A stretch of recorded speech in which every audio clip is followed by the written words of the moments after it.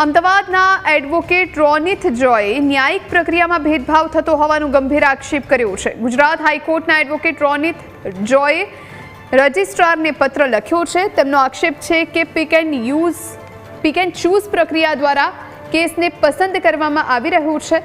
ભારતના બંધારણના આર્ટિકલ 226 હેઠળ કરાયેલી અરજીમાં ભેદભાવ કરાતો હોવાનું પણ અરજીમાં આક્ષેપ કરાયો હતો. અગાઉ આ જ પ્રકારના કિસ્સામાં મોરબી બ્રિજના કેસમાં ઓરેવાની અરજી સ્વીકારી હતી તેવો તેમનો દાવો છે. શા માટે રજિસ્ટ્રી દ્વારા ભેદભાવ કરવામાં આવે છે તે અમે જાણવાની માંગ રોનિત જોએ કરી છે.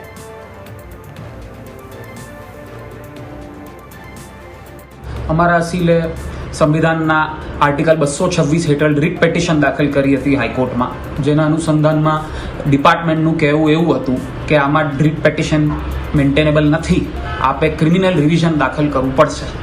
જેના અનુસંધાનમાં અમે 2025 જુલાઈ મહિનાના 3 મેટરો એવા ડિપાર્ટમેન્ટને બતાવ્યા જ્યાં રીટ પેટિશન રજિસ્ટર પણ કરી હતી અને હાઈકોર્ટ દ્વારા એમાં ઓર્ડર પણ પસાર કરવામાં આવ્યો હતો. તો એ ડિપાર્ટમેન્ટે અમારા અસીલની મેટર રજિસ્ટર કરવામાં ના પાડી. એટલા માટે આ અરજી દાખલ કરવામાં આવી છે.